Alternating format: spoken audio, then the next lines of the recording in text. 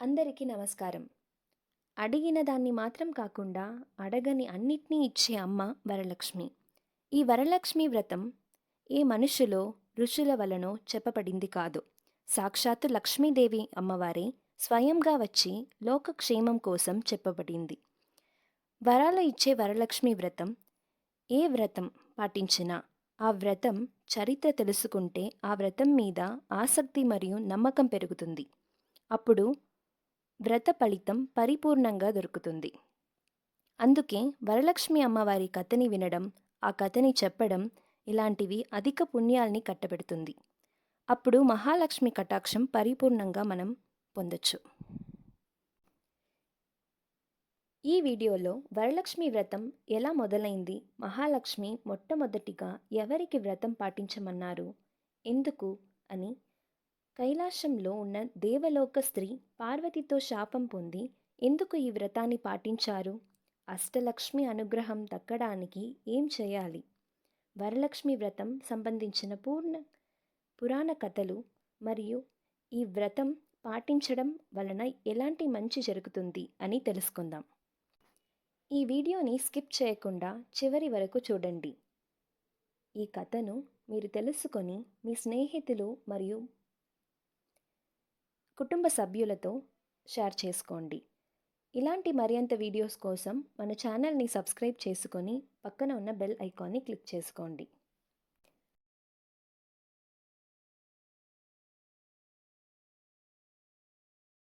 వరలక్ష్మి వ్రతం యొక్క మహిమలను చెప్పే పురాణ కథలు మొట్టమొదటిగా మహాలక్ష్మీదేవిని భూలోకంలో ఉన్న స్త్రీకి చెప్పారు. ఆ కథ గురించి తెలుసుకుందాం. సౌరాష్ట్ర దేశపు రాజు భద్రశర్వ విపరీతమైన విష్ణు భక్తుడు. ఈయన భార్య చంద్రిక. వీళ్ళకి 7 మగపిల్లలు, 1 ఆడపిల్ల ఉండేవారు. ఆ ఆడపిల్ల పేరు శ్యామ. చంద్రిక ఎప్పుడు దైవభక్తితో మంచి ఆలోచనతో ఉండేవారు. ఎప్పుడు దానాలు ధర్మాలు చేస్తూ ఉండేవారు. కోపం అంటే ఏమని కూడా తెలియదు. అంత శాంతమైన మనిషి ఆమె. చంద్రిక గుణగణాలను చూసి మెచ్చుకున్న అమ్మవారు ఆశీస్సులు కటాక్షించడానికి భూలోకానికి వచ్చారు. అప్పుడు ద్వాదశి శుక్రవారం రోజున సువాసినిలా అంతఃపురానికి వెళ్ళారు.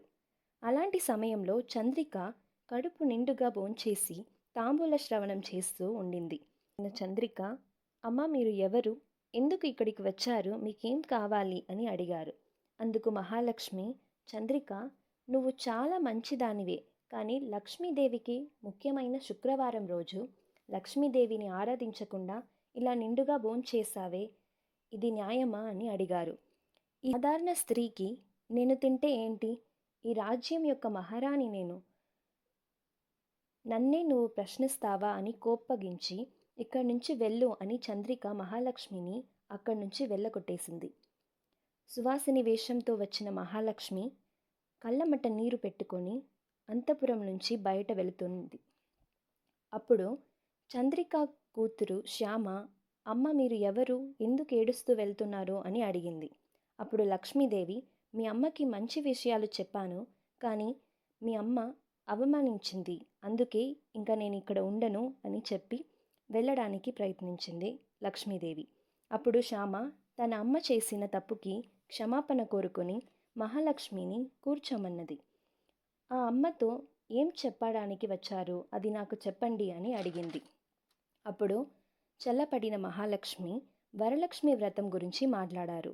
శ్రావణ మాసంలో పౌర్ణమికి ముందు వచ్చే శుక్రవారంలో 16 రకమైన సంపదలని అందించే లక్ష్మీదేవిని పూజించు అని చెప్పి ఆ చోటుని విడిచిపెట్టి వెళ్ళిపోయింది. తరువాత శ్యామ పెళ్లి చేసుకొని మెట్టినింటికి వెళ్ళింది. అక్కడ ఒక్కొక్క శుక్రవారం మహాలక్ష్మిని పూజిస్తూ ఈ వ్రతాన్ని మంచిగా ఆచరిస్తూ వచ్చింది. కానీ లక్ష్మిని అవమానించడం వలన భద్రశర్వ రాజు కొంచెంగా తన రాజ్యాన్ని కోల్పోయాడు. ఆయన కుటుంబం నేలపాలు అయిపోయింది. శ్యామ కుటుంబం మంచి లక్ష్మీ కటాక్షంతో శోభిల్లుతూ ఉంది.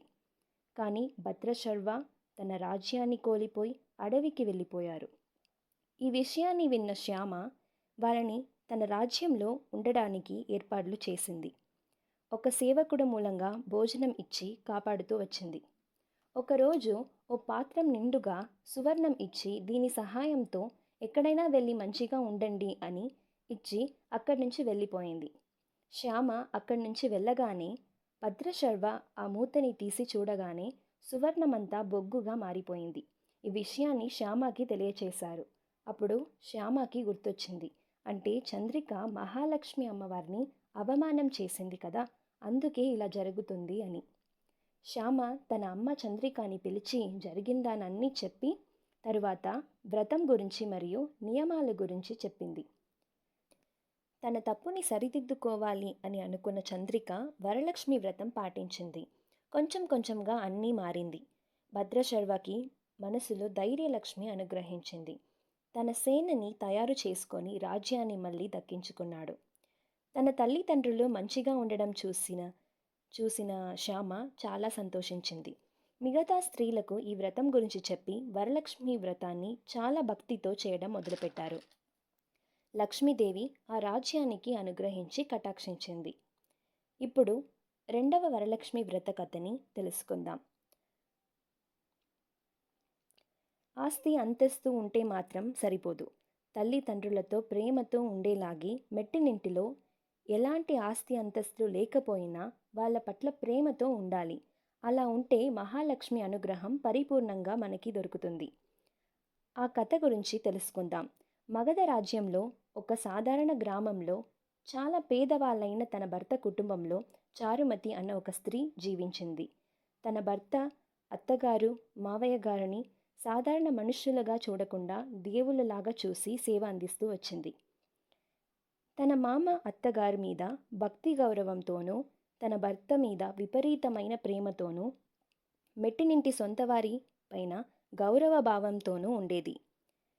తను మంచి కుటుంబ స్త్రీకి ఒక ఆదర్శం. చారుమతి గుణగణాలను చూసి కరిగిపోయిన మహాలక్ష్మి చారుమతికి కటాక్షించాలి అని వరలక్ష్మి వ్రతం ఎలా చేసుకోవాలి అని కలలో కనిపించి చెప్పింది. వరలక్ష్మి వ్రతం పాటించే ఇంట్లో అష్టలక్ష్మి బలంతో పరిపూర్ణంగా ఉంటుంది అని, ఆశీస్సులు నీకు పూర్ణంగా దొరుకుతుంది అని చెప్పి ఈ వ్రతాన్ని అందరికీ చెప్పమని మహాలక్ష్మి అమ్మవారే స్వయంగా చెప్పిన వ్రతం ఇది. అలాంటి ఈ వ్రతం ఎంత శ్రేష్టమైనది అని మీరే అర్థం చేసుకోవచ్చు. తరువాత పార్వతి ఎందుకు ఒక దేవలోక స్త్రీకి శపించారు, అప్పుడు ఎందుకు ఆ స్త్రీ వరలక్ష్మి వ్రతం పాటించింది అని చూద్దాం. శివుడు మరియు పార్వతి ఒక ఆట ఆడేటప్పుడు ఇద్దరిలో ఎవరు గెలిచారు అని వాళ్ళలో ఒక పోటీ వచ్చినప్పుడు చిత్రనేమి అనేటువంటి దేవలోక స్త్రీ నీతిపతిగా ఉండింది. ఆ స్త్రీ దేవలోకంలో వచ్చే సమస్యలకు తీర్పు చెప్తూ ఉంటుంది. తను శివుడిని ఆదరిస్తూ ఈశ్వరుడే గెలిచాడు అని తప్పుగా తీర్పు చెప్పింది. అందుకు కోపగించిన పార్వతి ఆ చిత్రనేమికి కుష్ఠరోగిగా నువ్వు పుడతావు అని శపించారు. తన తప్పు తెలుసుకొని చిత్రనేమి శాప విమోచనం కోరుకుంది. అప్పుడు వరలక్ష్మి వ్రతం నువ్వు పాటిస్తే ఈ వ్యాధి నుంచి విముక్తి పొందుతావు అని పార్వతీదేవి చెప్తూ ఉంటారు.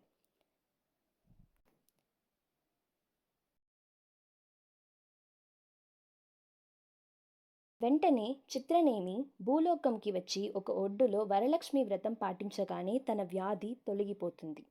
మహాలక్ష్మి పాల సముద్రంలో అవతరించారు. మహావిష్ణుని కళ్యాణం చేసుకొని విష్ణు భూలోకంలో అవతరించిన ప్రతిసారి ఆయనని విడిచిపెట్టి ఉండలేక తోడుగా వచ్చేస్తూ ఉంటారు. సంపద రూపంగా ఉండి మన పాపపుణ్యాలకు తగినట్టుగా మనకి కటాక్షిస్తూ వస్తూ ఉంటారు. అమ్మవారికి కృతజ్ఞతలు చెప్పే రోజు వరలక్ష్మి వ్రతం. నిత్య సుమంగలిగా ఉండే అమ్మవారిని పూజిస్తే అమ్మవారి అనుగ్రహం పరిపూర్ణంగా దొరుకుతుంది. వరలక్ష్మి వ్రతం పాటించే ఇంట్లో అష్టలక్ష్మి కొలువై ఉంటారు. పెళ్లి సంబంధమైన దోషాలు ఉన్న కన్యలు త్వరగా పెళ్లి అవుతుంది. సంపద, ధనధాన్యం, జయం, ఆరోగ్యం, పుత్రభాగ్యం, విద్య అని అన్నిటినీ ఈ వరలక్ష్మి వ్రతం పాటించడం వలన దొరుకుతుంది. ఈ వీడియోలో వరలక్ష్మి వ్రత కథలను తెలుసుకున్నాం.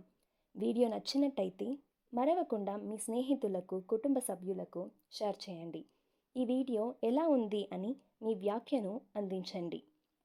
మన ఛానల్ని సబ్స్క్రైబ్ చేసుకొని బెల్ ఐకాన్ క్లిక్ చేసి ఆల్ సెట్ చేసుకోండి. అప్పుడే మనం అప్లోడ్ చేసే వీడియో